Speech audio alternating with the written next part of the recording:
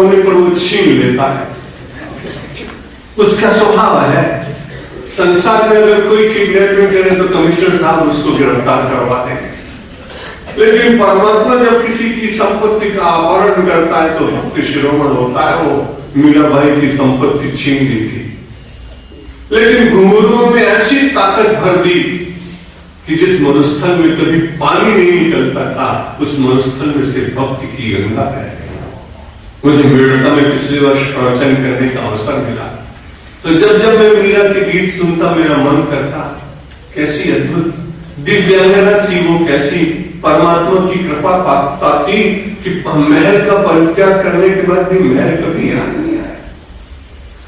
लेकिन परमात्मा की कृपा उतनी मांगी जितना हमारी पात्रता। और भगवान से मुझे आपको निवेदन करना चाहिए कि प्रभु जितना ठीक लगे आप उतना लेना, क्योंकि मुझे तो मालूम ही नहीं कि जानने पड़े झूठ का साचा, क्या सत्य और क्या असत्य यही ज्ञात नहीं हो पाता। इसलिए या तो इतना विवेक आ जाए कि आप वही मांगे जो उचित हो, और ये जब तक विवेक उतना नहीं जगता तो उससे पहले बहुत आवश्यक है कि परमात्मा के स्वभाव को जाने और उस परमात्मा के स्वभाव के प्रभाव को अपने जीवन में धीरे धीरे अवतरित करने का हम और आप प्रयत्न करें, तो एक बार जागतिक अभाव हो भी जाए तो भी परमात्मा के प्रभाव के कारण उसकी प्रतीति नहीं होती। मैं कई बार आपको सुदामा के चरित्र को सुना चुका हूं और सभी भागवतकार उसको बड़े रसपूर्वक श्रवण कराते हैं। अभाव तो उसको बहुत था,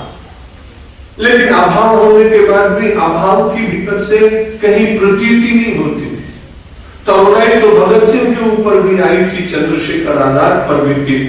राम प्रसाद बिस्मल पर भी थी और अशफाकुल्ला के ऊपर भी थी, लेकिन तरुणाई के बीच में प्रभाव था स्वतंत्रता प्राप्त करने का, बलिदान का, अपना सर्वस्व लुटा कर भी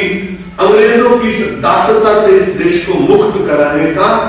वृत्ति बदल गई, चिंतन बदल गया। जब लोग अपने सुख और महत्वाकांक्षाओं के महल बना रहे थे तब वो कहते थे कि हमें मरने की इच्छा हो रही, और वो कहते थे कि हमें देखना है कि तुम्हारे भीतर कितनी ताकत है कि तुम मुझे कितना दंड दे सकते हो। तो निवेदन यह है कि जब किसी वैचारिक प्रभाव में व्यक्ति पूरी तरह से समा जाता है तो उसके बाद बाहरी उसके अभाव उसको कष्ट देते हैं। सत्संग करते करते मेरे और आपके जीवन का ऐसा संस्कार और परिष्कार होना चाहिए जिसमें परमात्मा समृद्धि दे दे तो भी प्रसन्न है, और एक बार असमृद्धि में भी सामान्य जीवन जीना पड़े तो समृद्ध व्यक्ति को देखकर हमारे मन में न तो विद्वेष जागे और न किसी प्रकार के लालच की भावना जागे, क्योंकि यदि ऐसा होता है तो हम परमेश्वर के विधान को नहीं मानते।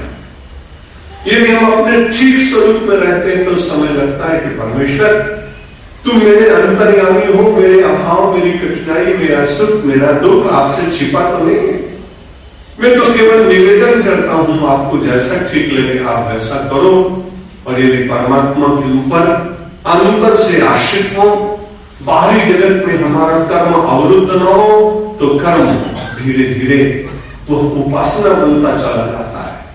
और वो उपासना जब बन जाता है तो उसके बाद